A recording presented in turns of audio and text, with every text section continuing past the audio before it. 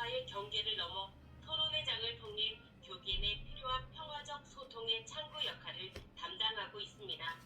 오늘 참석해주신 청중분들께서도 각 교단의 교리에 대해 알아가고 다양한 성경 지식을 이해하는 귀한 시간 되시기 바랍니다. 원활한 행사의 진행을 위해 참여하고 있으신 줌을 음소거 모드로 해주시고 화면은 ON으로 켜주시면 감사하겠습니다. 저희 종교의 대화의 광장은 기독교 지도자들의 소통의 장인 만큼 행사의 시작은 기도로 시작하게 됩니다. 대표 기도는 기독교 발전협의회 대표회장 한병인 목사님께서 해주시겠습니다. 꼭 기독교가 아니신 분이라도 잠시 고개를 숙이시고 동참해 주시기 바랍니다.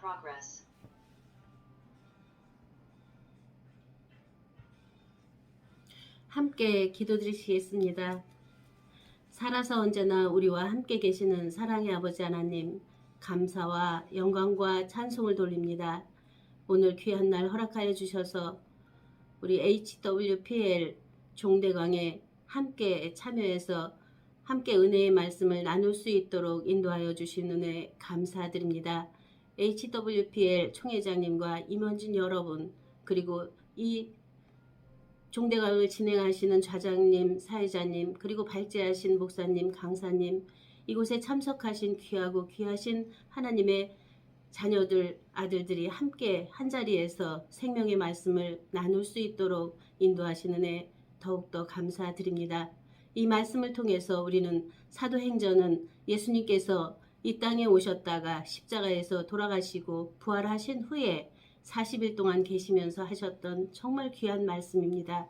이 말씀이 우리들 안에 온전히 우리들 각자 안에서 살아나는 생명의 새 생명의 거듭남이 있게 하시고 새 생명 안에서 새롭게 살아가는 새 사람 새 생활로 순간순간 거듭나 새로운 삶을 새롭게 살 수 있는 우리를 허락하는 이 시간을 또한 허락하여 주시는 감사드립니다. 이제는 처음 시간이오니 마치는 시간까지 주께서 함께하여 주셔서 말하는 이나 듣는 이가 하나가 되어져서 온전한 한 은혜로 한 충만으로 더욱더 충만된 이 시간만 되기를 간구하며 우리 구주 예수 그리스도 이름으로 기도드립니다.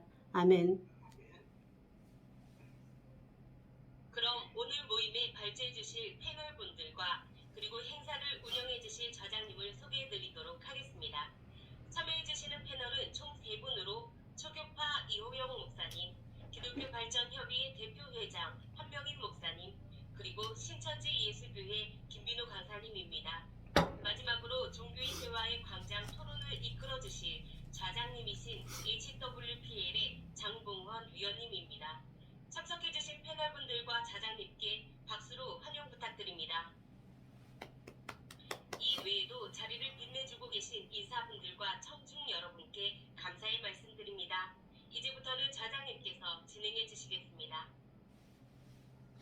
네, 안녕하십니까. 오늘 토론회를 함께할 좌장 장동원입니다. 희망찬 새해가 되었습니다. 아직은 추운 겨울이지만 이미 마음속에는 봄이 피어났습니다. 새해에는 작년보다 기분 좋은 일들이 가득하기를 기원합니다. 추운 날씨에 건강관리 잘하시고 하나님의 은혜와 평강이 함께하시길 기원합니다. 오늘도 영상으로 토론회를 진행하게 되었습니다. 그래도 이렇게 영상으로 서로 만나뵙고 토론회장에 참여할 수 있게 된 것에 대해서 대단히 기쁘게 생각합니다.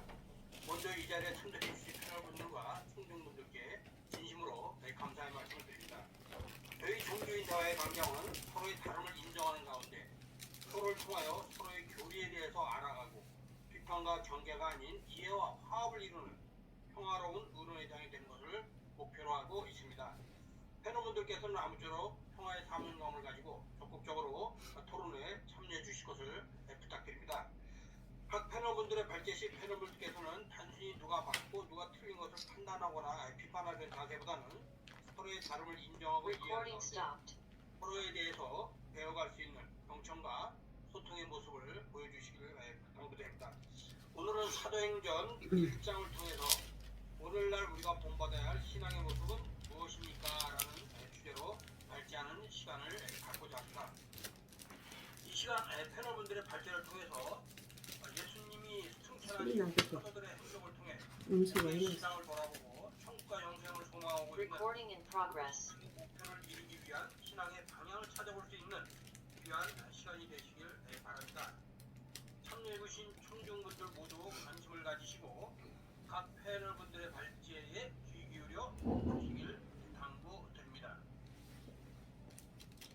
발제 시간은 15분으로 시간이 제한되었기 때문에 패널분들께서는 시간 활용을 잘 해주시길 부탁드립니다.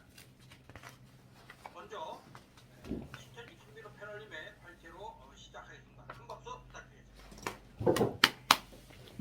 네, 반갑습니다. 네, 새해 첫 종교인 대화의 광장을 시작하게 되어 하나님께 감사드립니다. 네, 새해가 된 만큼 하나님 안에서 평안하시고 바라시는 모든 것들이 이루어지길 기도합니다. 네, 오늘 사도행전 1장을 통해 우리가 본받아야 할 신앙의 모습은 무엇인가에 대해 나누어 보겠습니다. 네, 사도행전 1장은 죽은 자 가운데서 부활하신 예수님께서 40일 동안 이 땅에 계시다가 이제 하늘로 올라가시기 전에 제자들에게 당부하고 분부하시는 말씀이 되겠습니다. 비록 2000년 전에 예수님의 제자들에게 하신 말씀이지만 오늘날 우리와 상관이 있으며 깨달아야 할 것이 있기 때문에 잘 들어주시기 바랍니다. 먼저는 사도행전에 대하여 함께 알아보겠습니다. 사도행전은 약 2000년 전 누가라는 사람이 기록한 글입니다. 누가는 의원이었고 예수님의 복음을 전하는 사람이었습니다. 사도행전은 이른 그대로 사도들의 행적이 기록되어 있는 것으로 예수님의 부활을 목도한 사도들이 오순절날 성령을 받게 되고 그 후에 복음을 전파하는 내용이 기록되어 있습니다. 주로 바울에 대해 자세히 기록이 되어 있습니다. 그 가운데 사도행전 1장은 앞서 말씀드렸듯이 예수님께서 승천하시기 전에 제자들에게 분부하시는 말씀이 됩니다. 예수님은 부활하신 후 40일 동안 이 땅에 계시면서 제자들을 다시 가르치시면서 그들의 믿음을 견고히 하셨습니다. 그리고는 하나님 나라의 회복을 말씀하시며 예루살렘을 떠나지 말고 하나님께서 약속하신 성령을 받을 때까지 기다리라고 하셨습니다. 또한 예루살렘과 온 유대와 사마리아와 땅끝까지 이르러 예수님의 증인이 될 것을 말씀하셨습니다. 이는 하늘의 성령과 하나된 제자들에게 예수님의 복음을 땅끝까지 전파하라는 지상 명령이었거든요. 제자들은 예수님의 말씀대로 예루살렘에 거하면서 하나님이 약속하신 성령을 받게 되었고 그 후로 담대히 복음을 온 세상에 전파했습니다. 이제 여기서 몇 가지 유심히 살펴봐야 할 것이 있는데 첫 번째는 왜 예수님께서는 제자들에게 땅끝까지 복음을 전파하라고 하셨을까요? 단순하게 복음을 전파한 것이 아니라 이 안에는 하나님의 원대한 계획이 숨겨져 있습니다. 구약 때부터 본다면 아담의 세계, 노아의 세계, 육적 이스라엘 세계를 세웠지만 이들이 한결같이 하나님을 저버리고 배도했습니다. 그리하여 하나님께서는 예레미야 31장에 예레미야 선지자를 통하여 새일 창조할 것을 약속하셨고 새일 창조를 위하여 두 가지 씨 뿌리실 것과 새 언약 할 것을 약속했습니다.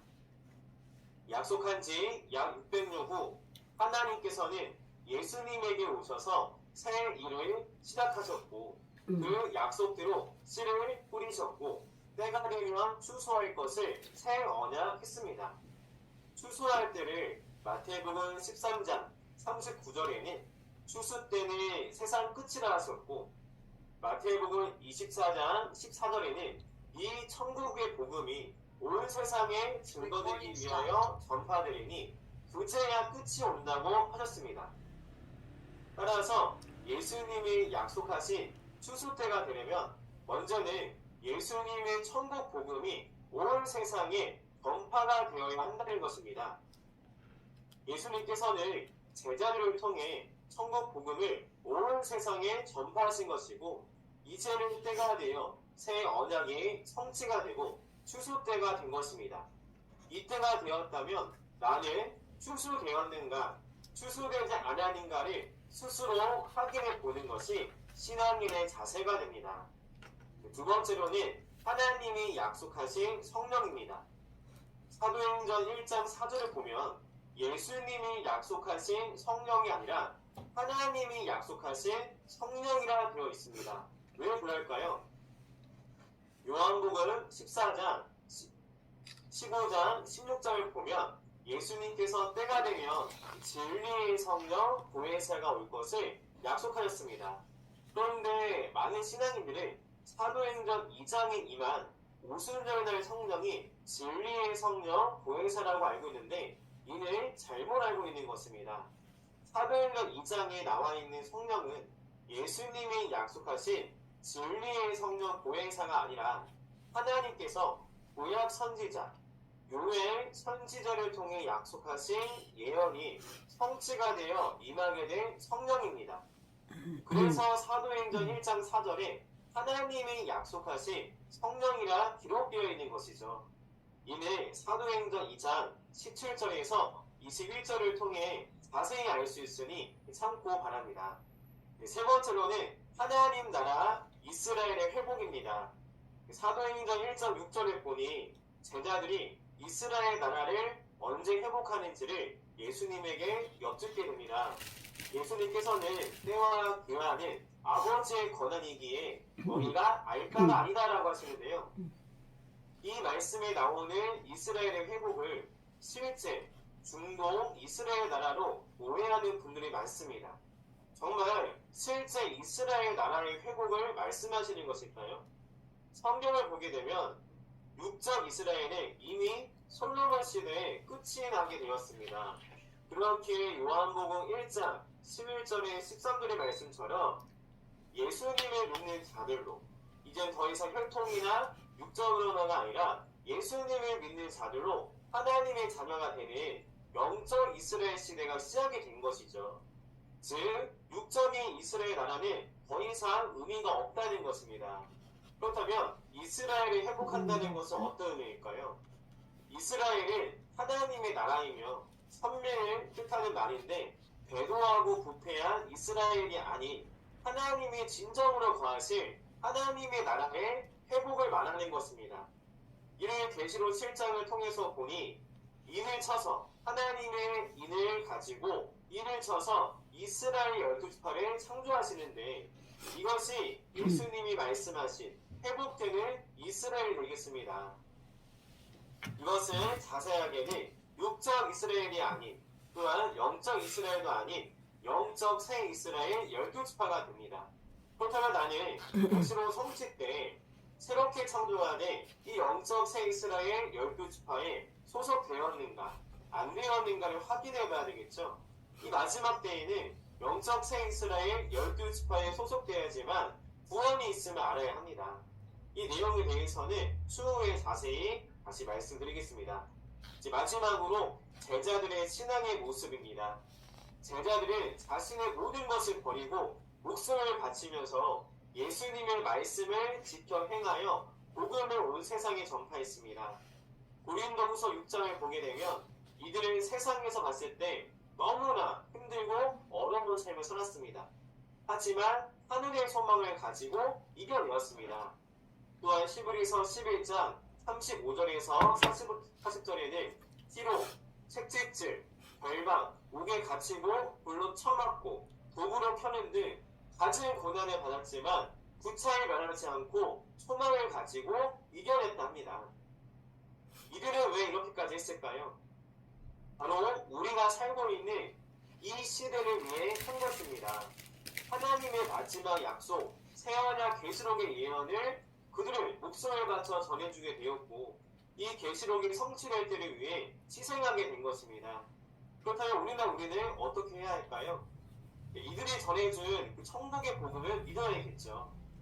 또한 지금이 계시록이 성취가 되는 때라 한다면 성경을 통해 정말 그런지 안 그런지 확인해야 되겠죠. 아직도 자기 교단, 자기 교리에 매여 못 믿을 것이 아니라 성경을 통해 확인하고 이들이 전해준 복음의 실체를 눈으로 보고 확인하여 믿어야 합니다. 여러분들이 오늘날 어떤 신앙을 하고 있습니까? 사도행전에 나오는 제자들의 신앙과 비교한다면 어떤 입장이 되시겠습니까? 우리가 이들과 같이 순교를 못할지언정 같은 마음과 같은 정신으로 이 천국의 복음을 담대히 전해야 합니다. 이제는 무늬만 신앙인이 아니라 참 신앙인이 되어 신앙의 길을 참고 이기며 걸어가는 저와 여러분들 되시길 주님의 이름으로 소망합니다. 이상 발제를 마치겠습니다. 감사합니다. 네, 감사합니다. 큰 박수 부탁드리겠습니다. 네, 김규럽 판사님의 발제문을 요약해서 읽어보도록 하겠습니다.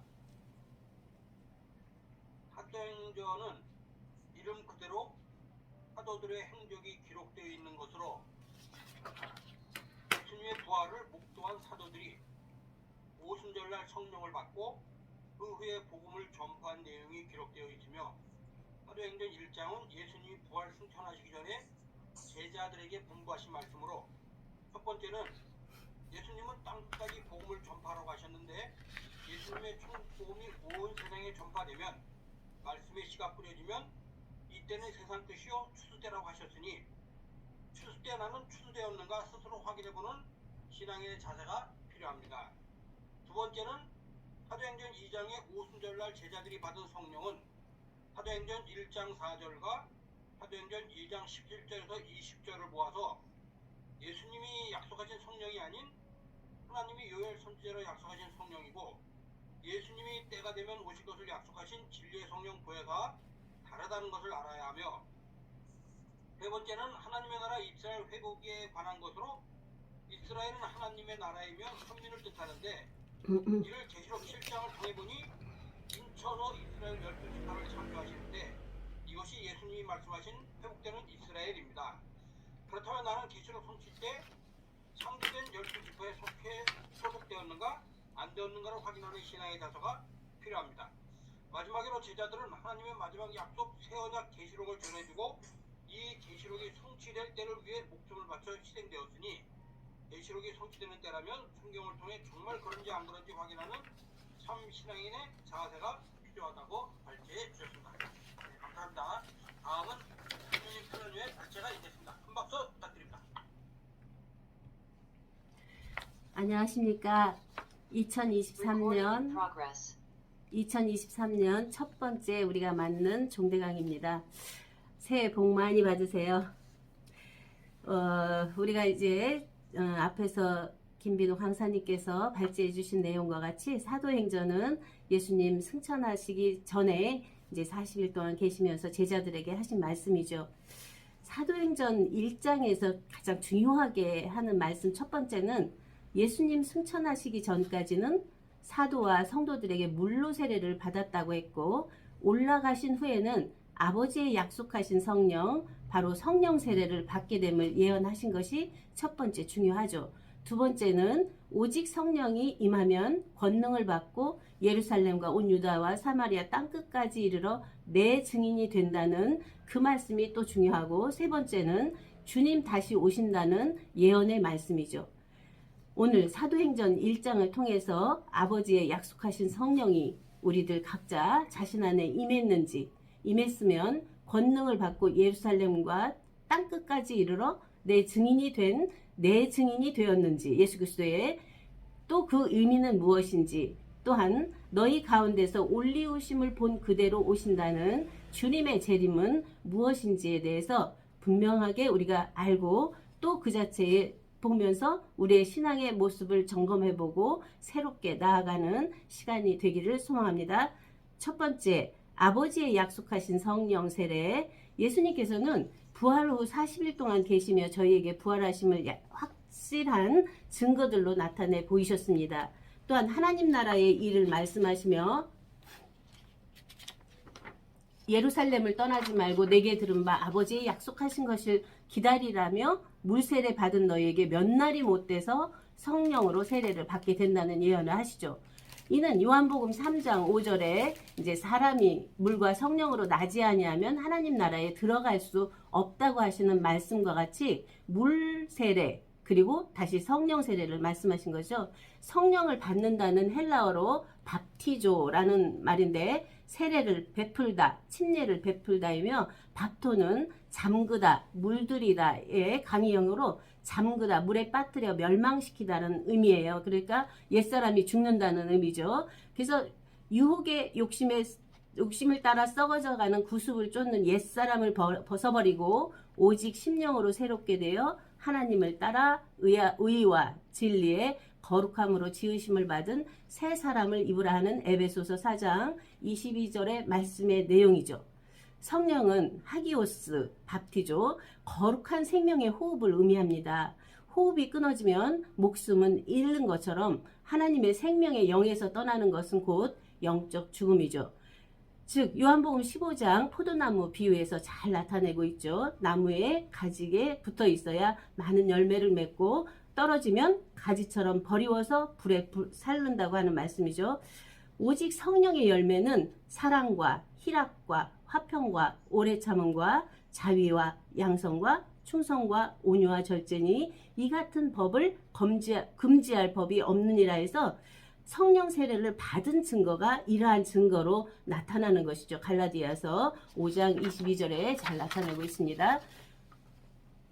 그러한 성령 세례를 받은 자들 안에서 나타나지는 권능이죠. 고린도전서 이제 15장에 어떤 이에게는 성령으로 말미암아 지혜의 말씀을, 어떤 이에게는 지식의 말씀을, 어떤 이에게는 믿음을, 어떤 이에게는 병 고치는 은사를, 어떤 이에게는 능력 행함을, 어떤 이에게는 예언함을, 영들 분별함을, 방언 말함을, 방을 통역함을, 이렇게 여러 가지의 은사가 나타나는데 이 자체는 성령 세례를 받은 자들 안에서 나타나는 은사로 볼 수 있죠. 그러므로 하나님의 한 성령 안에서 나타나는 은사와 열매로 서로 투기하지 않는 것이 신앙인들의 자세이며 이 모든 것이 우리들 자신 안에서 성령의 열매를 맺음으로 서로 협력해서 하나님의 평화 세계를 이루어 가는 것이 우리들의 자세라고 봅니다. 두 번째, 내 증인이 되리라. 증인은 헬라어로 마르키스인데 기억하고 있다를 의미하며 사건이나 사실에 대해 직접 보고 듣고 확실한 것을 증언하는 자를 증인이라고 합니다. 예수 그리스도의 십자가의 죽으심과 부활을 직접 본 자들이 그의 증인이 될 수 있죠. 그렇기 때문에 제자들은 함께 했기 때문에 증인이 될 수 있죠. 오늘날은 우리들은 그러한 자체를 보지 못했잖아요. 그러면 어떻게 증인이 될 수 있을까요?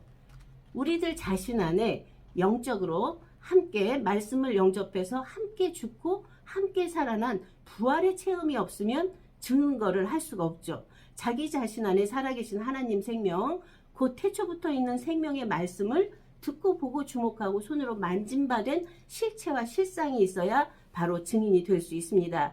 요한복음 15장 26절에서 27절 내가 아버지께로서 너희에게 보낼 보혜사 곧 아버지께로서 나오시는 진리의 성령이 오실 때에 그가 나를 증거하실 것이요 너희도 처음부터 나와 함께 있었으므로 나를 증거한다고 하는 처음부터 나와 함께 있었으므로 너희도 증인이 될 수 있다는 말씀이죠. 그래서 처음부터는 아포 아르켄데 태초부터 처음부터 시초부터 출발부터 근원부터라는 의미입니다. 모든 존재의 근원 원인을 의미하며 히브리어로는 로시예요. 머리 근원 시작 꼭대기 명령이라는 의미입니다. 그러므로 태초부터 너희도 나와 함께 있었으므로 나를 증거한다는 말씀이죠. 다시 말씀드리면 태초부터 나와 함께 있지 않았던 자가 나를 증거하는 것은 모두가 거짓 증거라고 바꾸어 볼 수 있습니다. 거짓말하는 자가 누구뇨? 예수께서 그리스도이심을 부인하는 자가 아니뇨? 아버지와 아들을 부인하는 그가 적그리스도니 아들을 부인하는 자에게는 또한 아버지가 없으되 아들을 시인하는 자에게는 아버지도 있느니라. 요한일서 1장 22절이에요. 믿는 자들 누구나 예수가 그리스도임을 부인하는 자 없죠. 또한 하나님의 아들임을 부인하는 자 없죠. 그러면 오늘날 믿는 사람들 각 개개인들 안에 오신 그리스도를 부인하는 자, 하나님의 아들로 낳은 자신을 시인하지 않는 자는 아버지도 없기 때문에 곧 그가 적그리스도라는 것입니다. 요한일서 1장 8절에서 10절에 만일 우리가 죄 없다 하면 스스로 속이고 또 진리가 우리 속에 있지 아니할 것이요 만일 우리가 우리 죄를 자백하면 저는 미쁘시고 의로우사 우리 죄를 사하시며 모든 불의에서 우리를 깨끗게 하실 것이요 하고 만일 우리가 범죄하지 아니하였다 하면 하나님을 거짓말하는 자로 만드는 것이니 또한 그의 말씀이 우리 속에 있지 아니하니라고 말씀하십니다. 우리는 여기서 굉장히 깊이 상고해 보아야 합니다. 하나님은 빛이시며 그에게는 어둠이 조금도 없다고 하셨기 때문에 하나님께로 낳은 아들들 자녀들도 빛이고 어둠이 조금도 없어야 하는데 왜 만일 우리가 범죄하지 아니하였다 하면 하나님을 거짓말하는 자로 만든다는 말씀을 하실까요? 우리들의 육체는 피조고 영은 자조의 피조고 생명은 자조죠. 하나님은 하나님 자체인 것을 나누고 분별하고 변별하지 못하는 것이 바로 하나님을 거짓말하는 자로 만드는 일입니다. 왜냐하면 법칙이 모두 다르기 때문입니다. 육체에 상관된 법과 은혜의 진리의 적인 영적인 법과 생명의 성령적인 생명의 법과 하나님 자체의 자조자체법이 모두 다른 것을 혼합해서 오는 오류입니다. 요한일서 1장 24절에 너희는 처음부터 들은 것을 너희 안에 거하게 하라. 처음부터 들은 것이 너희 안에 거하면 너희가 아들의 안과 아버지 안에 거하리라. 그가 우리에게 약속하신 약속이 이것이니 곧 영원한 생명이니라. 이 말씀이 바로 처음부터 들은 것인데 요한복음 1장 1절에서 2절이죠. 태초에 계신 말씀, 이 말씀이 하나님과 함께 계셨고 이 말씀이 곧 하나님 아버지 품속에 있는 독생하신 하나님이다. 그와 함께 있었던 우리들 자신의 존재를 발견하지 못하면 아무리 하나님과 그의 보내신 자 예수 그리스도를 증거한다고 해도 결국 모든 것은 거짓 증인이 될 수밖에 없습니다. 요한일서 2장 3절에서 6절 말씀을 잘 상고해 보시면 좋겠습니다. 시간상 읽어드리지 못하겠네요. 새 계명, 이제 서로 사랑하라는 말씀을 지킬 수 있는 것은 그와 하나일 때만 가능합니다. 그 안에 함께 한 생명으로 있을 때만 주께서 나를 아신 것 같이 내가 온전히 알게 되고 아버지의 온전하심과 같이 온전케 돼서 온전한 사랑을 하게 된다고 말씀하십니다.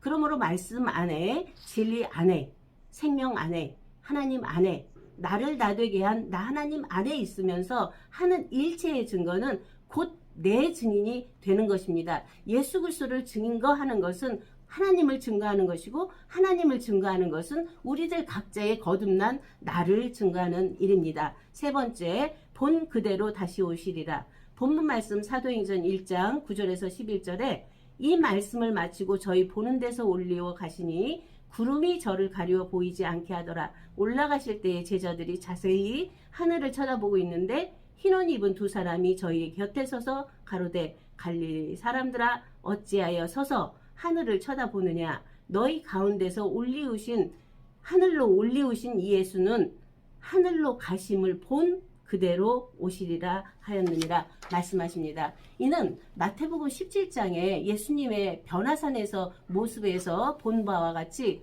예수님의 얼굴이 해같이 빛나고 옷이 빛과 같이 휘어졌다고 하는 전혀 다른 빛 광채가 된 거죠. 그 안에서 모세도 엘리야도 함께 보고 영들의 그런가 하면은 함께한 베드로 야고보도 함께 보면서 그러한 속에서 되어지는 현상이 어떻게 육체적인 눈으로 볼 수 있겠습니까? 영적인 눈이 띄어야 되고 생명의 눈이 띄어야 되는데 거기서 베드로는 또 여기서 초막셋을 짓자고 밑으로 내려가죠. 그러나 그 안에 예수님은 아무 코멘트도 안 하시고 말할 때에 호련히 안에서 들리는 소리가 있습니다. 아버지의 음성, 이는 내 사랑하는 아들이요 내 기뻐하는 자니 너희는 저의 말을 들으라.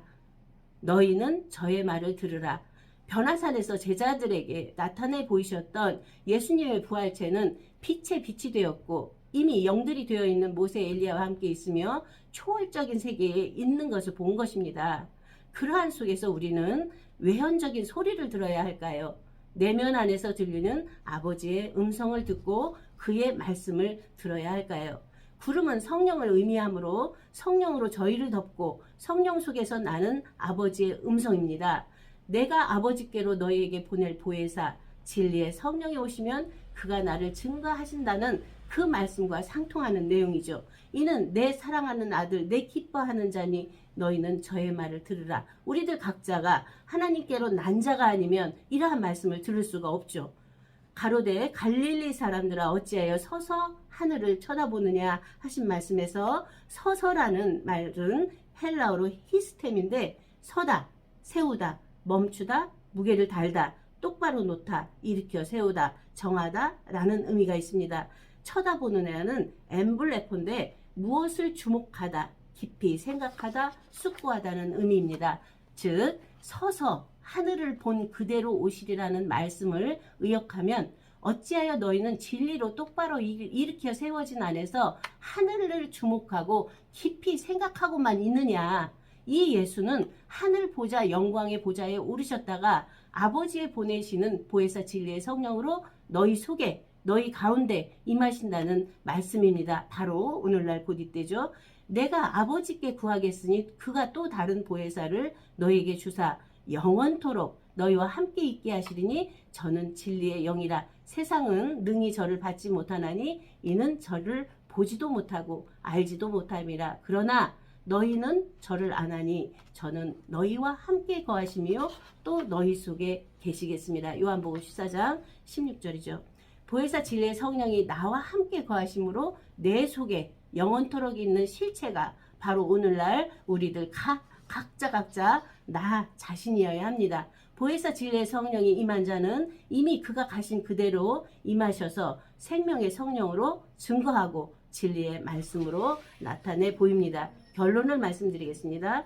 하나님께서 약속하신 약속은 모두 다 이루어졌습니다. 구약 4000년 메시아 오심에 대한 예언이요. 신약 2000년사는 메시아 오셔서 십자가로 다 이루셨고 11조로 영광의 아버지께 드리심으로 영약을 다 이루셨습니다. 영적 약속이죠.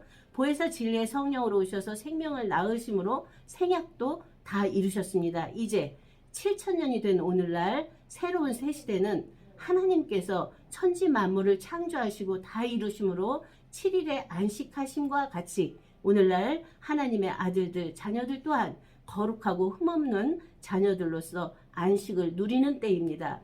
곧 모든 새 언약의 성취인 보좌로부터 흐르는 생명수 영생 천국 복음으로 매 순간 열매 맺는 삶만 있을 뿐입니다. 우리는 항상 기뻐하고 쉬지 않고 기도하고 범사에 감사하는 생활이 곧 오늘날 신앙인들의 산 예배며 산 자세입니다. 새해의 복이 여러분 안에 넘쳐서 이러한 평강의 왕으로서 하나님의 평화 세계를 이루어가는데 조금도 부족함이 없는 한 해가 되길 소망하며 발제를 마치겠습니다. 감사합니다.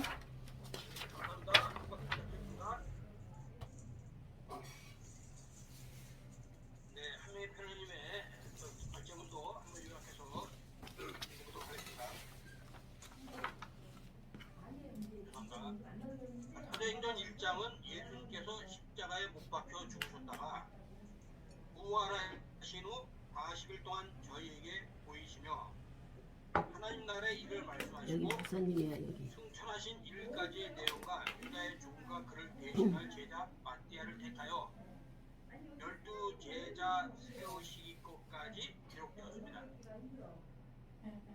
사도행전 1장에서 중요한 말씀은 첫 저 번째, 고장났네. 안 되네. 예수님 슈터. 승천하시기 전까지는 사도와 성도들이 물로 비유된 말씀으로 심령이 새로워진 새 사람을 입는 물태를 받았으나 올라가신 후에는 아버지의 약속하신 성령 곧 성령 세례 받을 것을 예언하십니다. 이는 하나님의 생명의 영과 하나 되어 하나님의 한 성령 안에서 나타나는 인사와 열매로 나타나게 되며 헛된 영광으로 서로 투기하지 않고 서로 협력하여 하나님의 평화 세계를 이루어가는 신앙의 자세가 바로 서게 됩니다. 두 번째, 오직 성령이 임하면 군동을 받고 예루살렘과 온 유다와 사마리아와 땅까지로 내 증인이 된다는 말씀에서 예수 그리스도의 십자가의 중심과 부활을 직접 본 자들이 그의 증인이 될 수 있었지만 오늘날의 증인은 어떻게 누가 증인이 될까요? 최초에 계신 말씀이 하나님과 함께 계셨고 이 말씀이 곧 하나님인 아버지 품속에 있는 독생하신 하나님이 아버지의 증인이 되심처럼 최초의 말씀 안에 그와 함께 있었던 우리들 자신의 존재를 발견하지 못하면 아무리 하나님과 그의 보내신 자 예수 그리스도를 잘 증거한다고 해도 결국 모든 것은 거짓 증인이 될 수밖에 없다는 것입니다. 세 번째, 너희 가운데서 올리우심을 본 그대로 오신다는 말씀에서 보혜사 진리의 성령이 임한 자는 이미 그가 가신 그대로 임하셔서 생명의 성령으로 증거하고 진리의 말씀으로 나타내 보입니다. 그러므로 그는 새 언약의 성취 곧 보좌로부터 흐르는 생명수인 영생 천국 복음으로 매 순간 열매 맺는 삶만 있을 뿐이라고 발표해 주셨습니다. 네, 감사합니다. 마지막으로 이호영 필라님의 발제가 있겠습니다. 큰 박수 부탁드리겠습니다.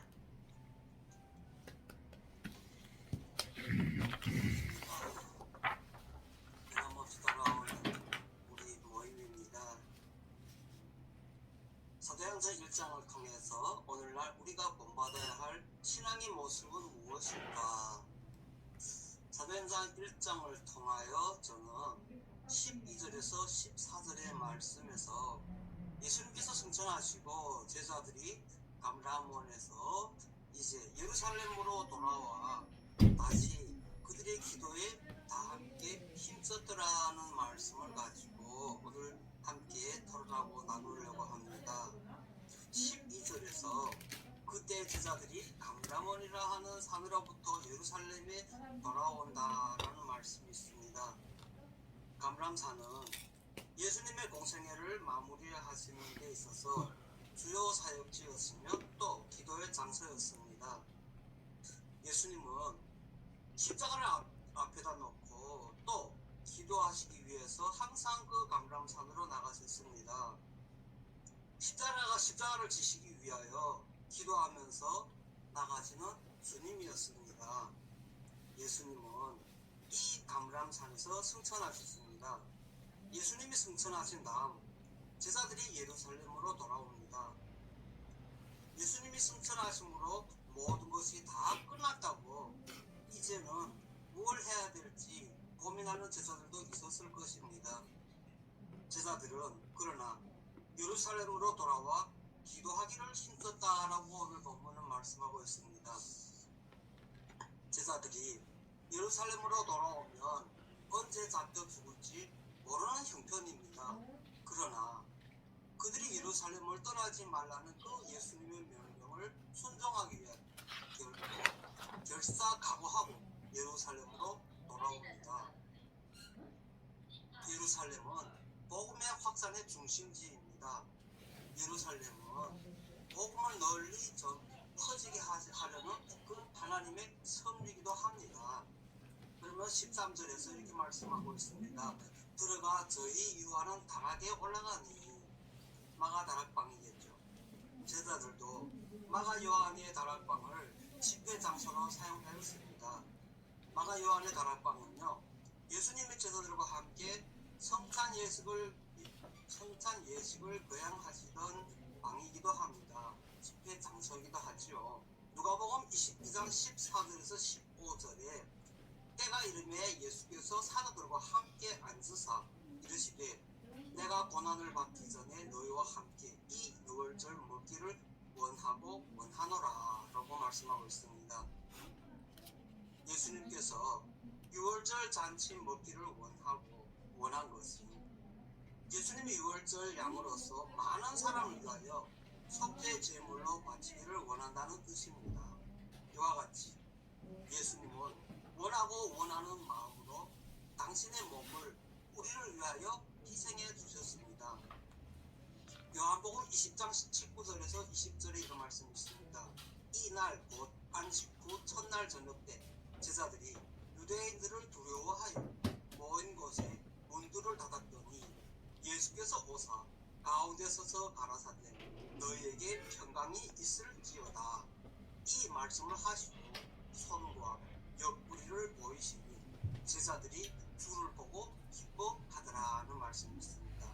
제자들은 예수님이 당한 그 핍박이 자기들에게도 미칠까 두려워하여 문들을 닫아 걸고 불안에 떨고 있었습니다. 그때 부활하신 예수님께서는 제자들에게 나타나셨습니다. 예수님의 손의 그 못자국과 옆구리의 그 창자국을 보여주며 제자들에게 믿게 하였습니다. 그때 제자들이 부활의 주님을 믿고 기뻐하였습니다.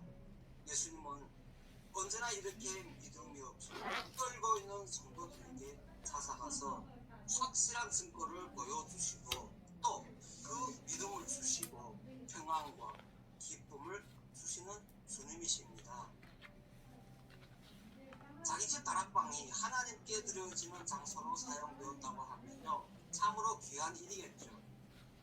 마가 요한의 그 다락방은, 그 가정이 하나님을 위하여 이렇게 바치는 생활을 함으로 인하여서 마가 요한의 그 큰 축복을 받은 것을 성경에서는 알 수 있습니다.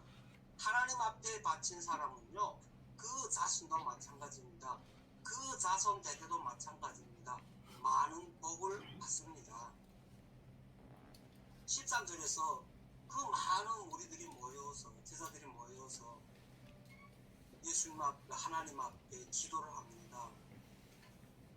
모인 자들 가운데 우리는 보면 알 수 있는데 유다를 제외한 11명입니다. 하나님의 구원 역사는 인류의 타락한 역사 속에서 잠시도 단절되지 않습니다. 끝까지 지속됩니다. 하나님은 죄인들을 찾아오셔서 동행하시기를 쉬지 않습니다. 이사야서 25장 1절에 여호와여 주는 나의 하나님이시라 내가 주를 높이고 주의 이름을 찬송하려니 주는 기사를 옛적에 정하신 때대로 성실함과 진실함으로 행하셨음이니라고 말씀합니다. 여호와께서는 옛적에 예정하신 대로 기사를 성실함과 진실함으로 반드시 행하십니다. 그 기사의 내용은 원수를 멸하고 성도는 구원한다는 것입니다. 하나님은 언제나 변치 않으시고 성실함과 진실함으로 그 약속을 성취하십니다. 그러므로 주의 이름이 세세토록 찬송을 받게 되는 것입니다. 우리를 택하시고 예수 그리스도의 보혈로 구속해 주시고 또 중생시켜 주시고 하나님의 자녀로 삼아 이롭다 해 주시고 천국의 시민권을 우리에게 값없이 주시는 것입니다. 그 모인 우리 중에는 14절에 이렇게 말씀합니다. 여인들과 예수의 모친 마리아와 예수의 아우들도 더불어 마음을 같이하여 전혀 기도에 힘쓰더라고 말씀하고 있어요. 제자뿐만 아니라 오늘 본문에서 여자들과 또 예수의 모친과 예수의 아우들도 함께 전혀 기도에 힘쓴다라고 말씀하고 있어요. 예수님께서 승천하신 다음 그 마가의 다락방에서 기도할 때 많은 자들이 참석하였죠. 우리는 성경에서 그것을 120문도라고 말씀합니다. 예수님과 예수님의 모친 마리아와 예수의 아우들도 마가의 다락방에 모여서 이렇게 함께 열심히 기도를 하였습니다. 마태복음 27장 55절 56절입니다. 예수를 섬기며 갈릴리에서부터 쫓아온 많은 여자가 거기 있어 멀리서 바라보고 있으니 그 중에 막달라 마리아와 또 야고보와 요한의 어머니 마리아와 또 세베다의 아들들의 어머니도 있었더라.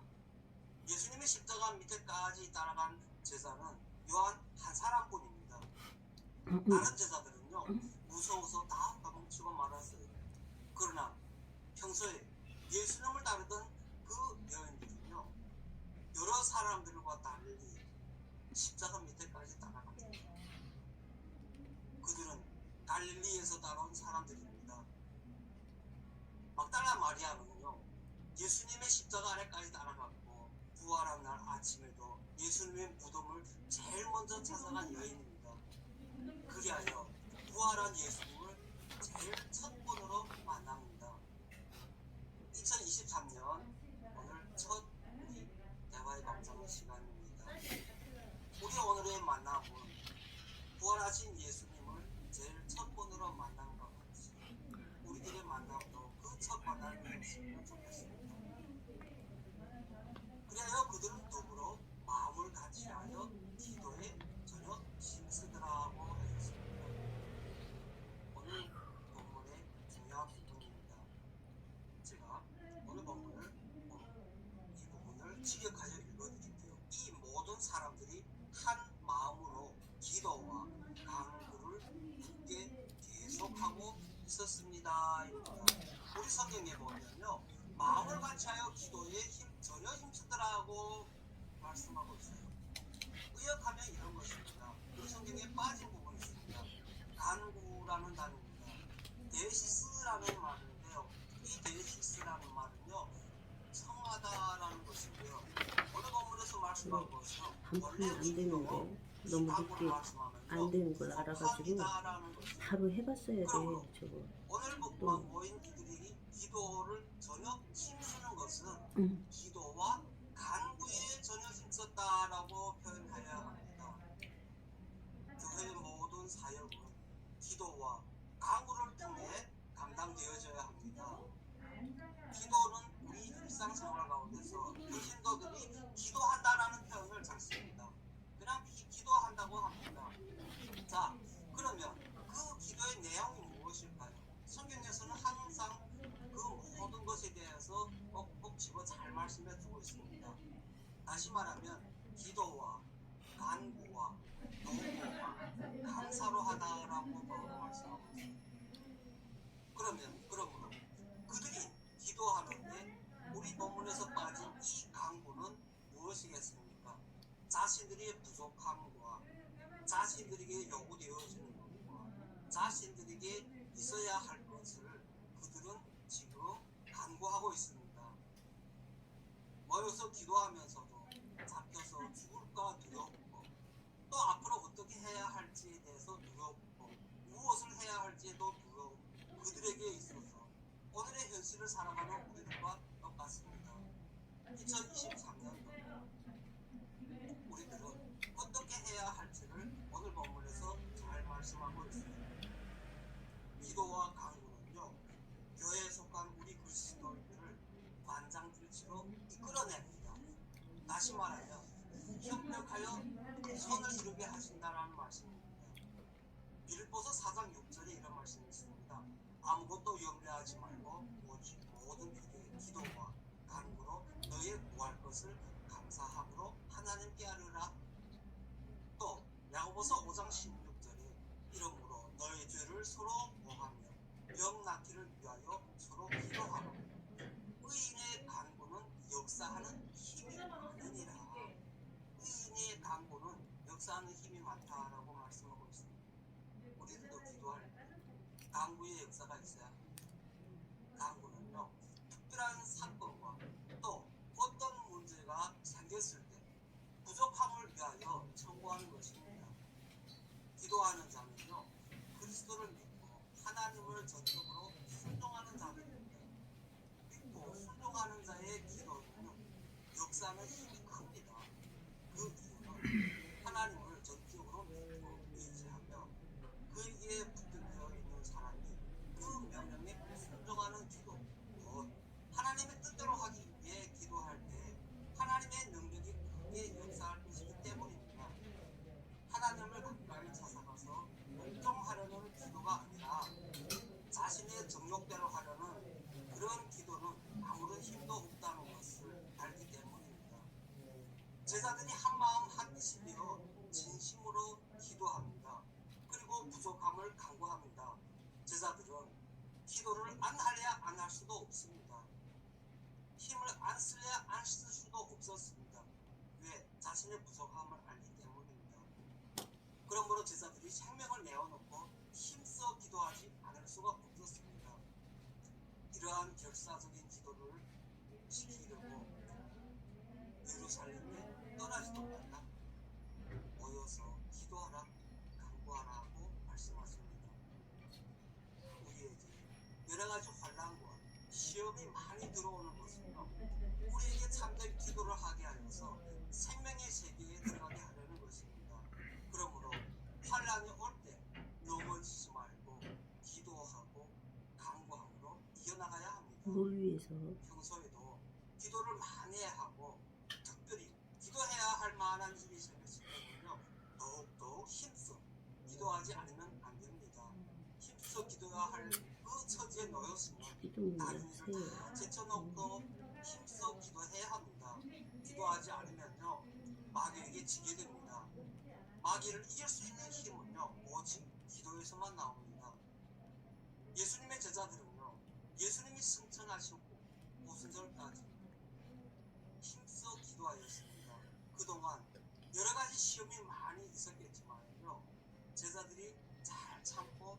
끝까지 기도했습니다. 참고 끝까지 기도하는 것이 중요합니다. 끝까지 기한을 채우고서 기도하는 것이 중요합니다. 기도한 시간이 얼마나 되었느냐에 따라서 하나님의 능력이 입혀지는 정도가 다릅니다. 다니엘은 다리오 왕 외에 어느 신에게나 사람에게 무엇을 구하면 사자굴에 던져 넣는다는 그 금령이 내려졌음을 알고도 하루에 3번씩 기도했습니다. 다니엘이 생명을 내어놓고 하나님의 말씀을 지키며 기도를 했기 때문에 능력 있는 사람이 되었습니다.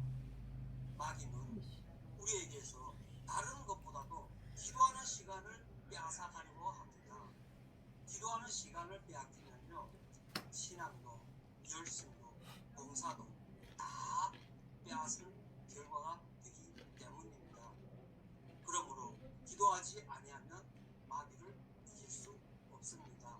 말씀을 마칩니다. 오늘 본문 말씀을 통하여서 진정 우리에게 2023년도에 수여되는 것이 그 기도와 간구임을 명심하고 부족함을 하나님께 아뢰어 항상 기도와 간구에 열심하는 우리 여러분이 함께 되기를 소망합니다. 감사합니다. 네, 감사합니다. 한박 부탁드리겠습니다. 네, 감사합니다. 이효영 선생님의 발전도 요약해서 한번 읽어보도록 하겠습니다. 예수님이 감람산에서 승천하셨으나 모든 것이 끝나지 아니하고 예루살렘으로 돌아오면 언제 잡혀 죽을지 모르는 형편이었지만 제자들은 예루살렘을 떠나지 말라는 예수님의 명령을 순종하기 위하여 결사각오하고 예루살렘으로 돌아와 마가의 다락방에 모여 기도했습니다. 마가 요한의 가정이 하나님을 위해 자기 집 다락방을 바치는 생활을 하므로 마가 요한이 복을 많이 받았습니다. 하나님 앞에 바친 사람은 자신과 그 자손이 많은 복을 받습니다. 여자들과 예수의 모친 마리아와 예수의 아우들도 마가의 다락방에 모여 기도하였는데 여자들이 예수님의 십자가 아래까지 따라가는 것을 보면 여자들의 신앙이 참 좋은 것을 알 수 있습니다. 우리도 십자가 밑에까지 예수님을 따라가는 신앙을 가져야 합니다. 교회와 그리스도인을 잉태하기 위한 사역의 첫걸음은 기도와 간구로부터 이루어지며 기도와 간구는 교회에 속한 그리스도인들을 만장일치로 이끌어냅니다. 우리에게 여러 가지 환난과 시험이 많이 들어오는 것은 우리에게 참된 기도를 하게 하여 생명의 세계에 들어가게 하려는 것입니다. 예수님의 제자들은 예수님이 승천하신 후 오순절까지 힘써 기도하였습니다. 그동안 여러 가지 시험이 많이 있었겠지만 제자들이 잘 참고 끝까지 기도했습니다. 끝까지 참고 기한을 채워서 기도하는 것이 중요합니다.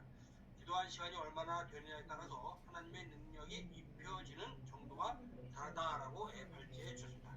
네, 감사합니다. 곽교단을 대표해서 발제해 주신 패널분들께 너무 감사드립니다. 이번에 발제 내용을 통해서 곽교단의 사도행전 1장을 통해서 오늘날 우리가 공부받아야 할 신앙의 모습은 무엇입니까? 라는 내용에 대해서 잘 들어봤습니다. 네, 이번에는 상호 질문 시간인데 제가 사전에 질문을 받지는 않았습니다. 그렇지만 혹시 서로의 발제문을 읽어보실 때 궁금한 점이 있으리라고 생각을 합니다. 혹시 질문하실 내용이 있으시면 이 시간 질문을 하셔도 좋겠습니다.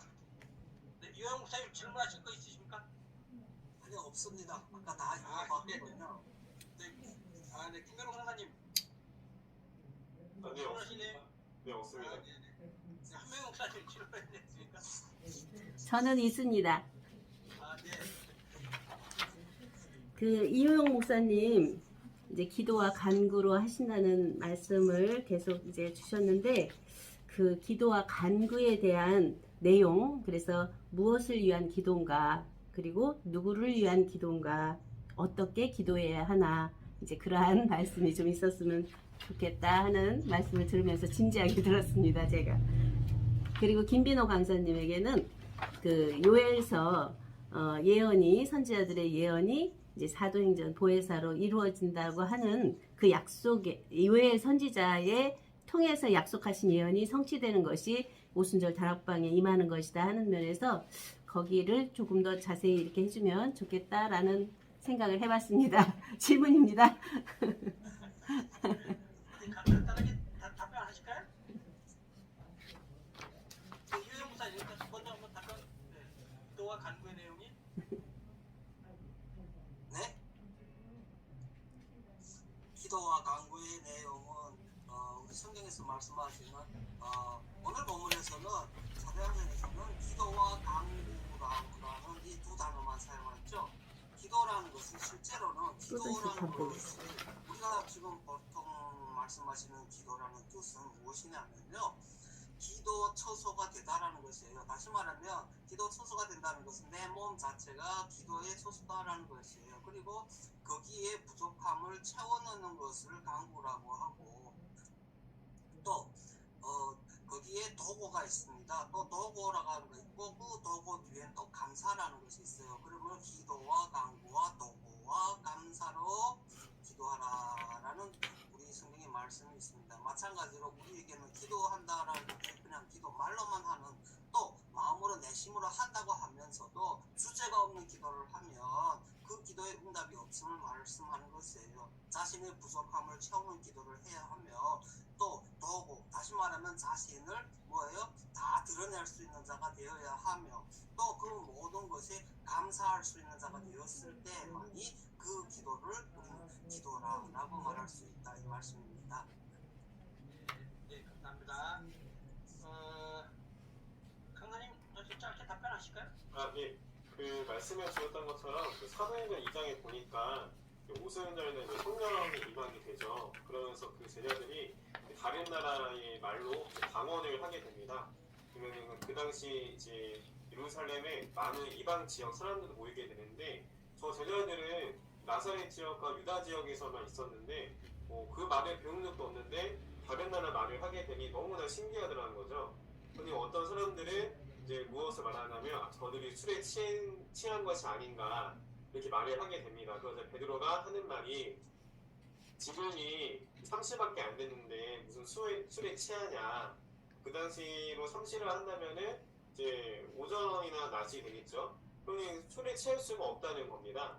그러면서 하는 말이 뭐냐면 선지자의 요엘의 말씀을 인용하게 되죠. 그것이 17절 이하에 잘 나와 있는데요. 그래서 베드로가 하는 말이 이는 곧 선지자 요엘로 말씀하신 바라고 하면서 요엘 선지자의 말씀을 인용하면서 거기에 보게 되니 성령들과 자녀들이 예언을 하게 되고 하나님의 성신을 부어받는다라는 말씀이 있습니다. 그래서 요엘 2장 이제 28절 이하의 말씀이 되겠죠. 그러면 이제 베드로가 그것만 말하는 것이 아니라 이후에도 구약의 예언을 다 인용하면서 구약의 예언을 인용하면서 예수님의 죽음과 예수님의 부활까지 다 설명하게 됩니다. 그래서 결국 무엇이냐면 사도행전 1장에 예수님께서 승천하시기 전에 아버지께서 약속하신 성령이다라고 말씀하신 것을 우리가 다들 아시다시피 구약 성경 자체가 하나님께서 약속하신 말씀이 되죠. 그건 신약은 예수님께 약속하신 것인데 요한복음 14장에서 16장에 나와 있는 진리의 성령 보혜사라는 것은 예수님이 약속하신 성령이 됩니다. 그런데 지금 베드로가 본인에게 임한 성령에 대해 말하기를 요엘 선지자의 말씀 인용했다는 것을 결국 하나님께서 구약 선지자 요엘을 통하여 약속하신 그 성령, 그 예언의 말씀이 이루어져서 나타나게 된 임하게 된 성령이라는 것을 알 수가 있는 것이죠. 그 말씀을 성령을 통해서 말씀을 드리게 되는 겁니다. 이상입니다. 감사합니다. 감사합니다. 네. 제가 이렇게 발제문을 읽어보니까 조금 간단하게 한번 질문을 먼저 한번 해보겠습니다.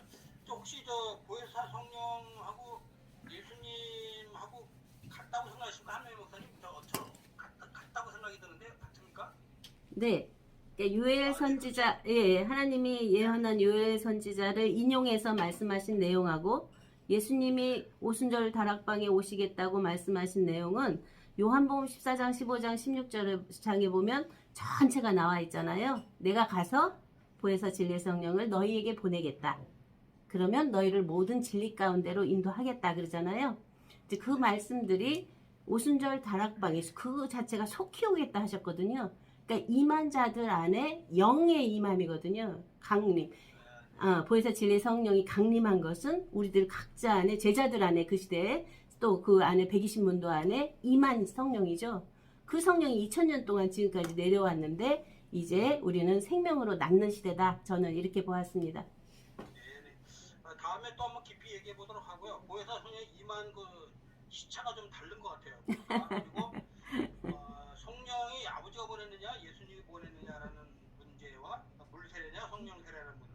아버지께로서 보내주신 성령 예수가 보냈다고 나오지. 초점을 많이 맞춰주셨고 또 나머지 두 패널님은 말씀에 초점을 맞췄는데 그 말씀 가운데 그 핵심이 태초의 말씀과 함께한 진리의 삶이냐 아니면 태초의 말씀대로 창조된 추대였느냐 이렇게 나머지는 나머지 문제 생각을 했습니다. 다음 기회가 되면 좀 더 깊이 토론해 볼 시간을 갖겠습니다. 네, 감사합니다. 꺼주세요. 줄여주세요. 각 교단의 사도행전 1장에서 오늘날 우리가 본받아야 할 신앙의 것은 무엇일까라는 주제에서 잘 들어봤습니다. 평화롭고 서로 존중하는 가운데 답변해 주셔서 감사드립니다. 다음 기회는 또 새로운 주제로 더 얽힌 토론을 통해서 서로에 대해서 좀 더 깊이 알아보는 시간을 가지면 좋을 것 같습니다. 이제 오늘 토론에 대해서 패널분들의 소감도 또 우리가 안 들어볼 수 없겠죠. 다시 한번 패널분들의 소감을 들어보면서 귀한 말씀의 은혜를 체험하는 시간 한번 가져보면 좋을 것 같습니다. 김도로 패널님 소감 언니가 따뜻한 물 줘.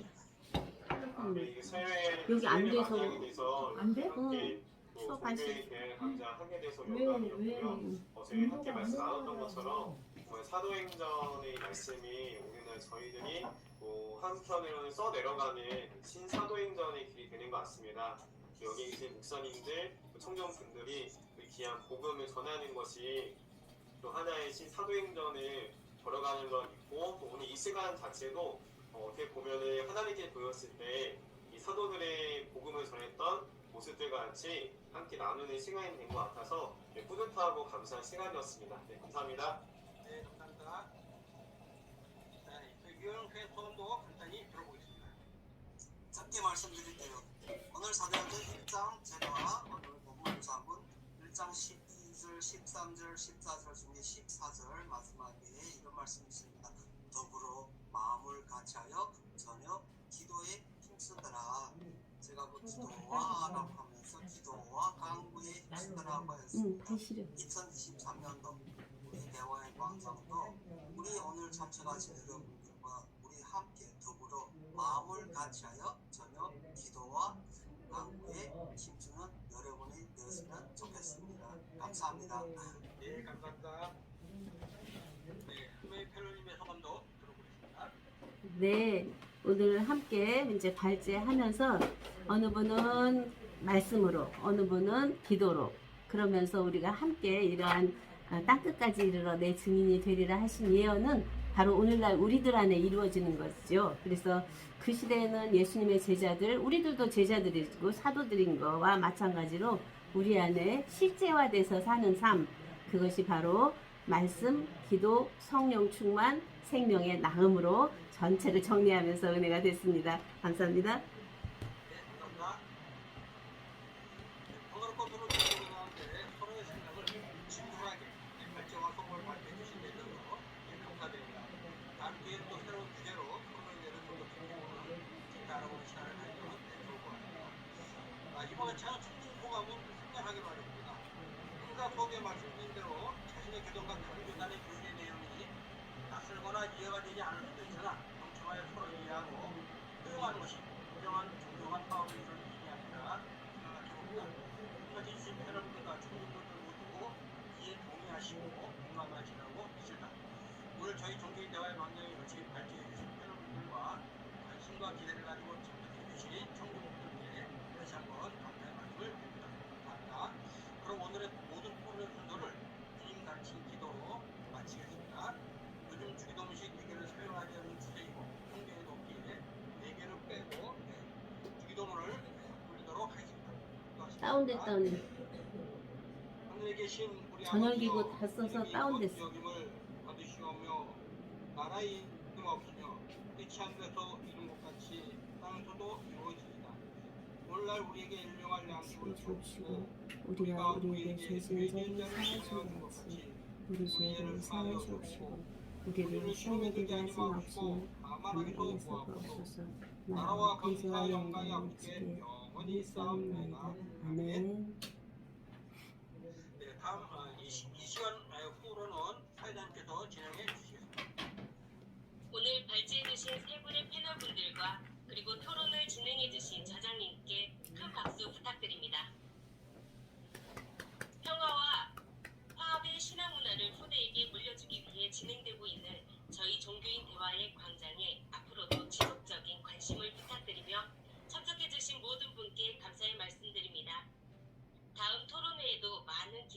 관심으로 함께해 주시길 바랍니다. 행사의 끝으로 기념 촬영을 하고자 합니다.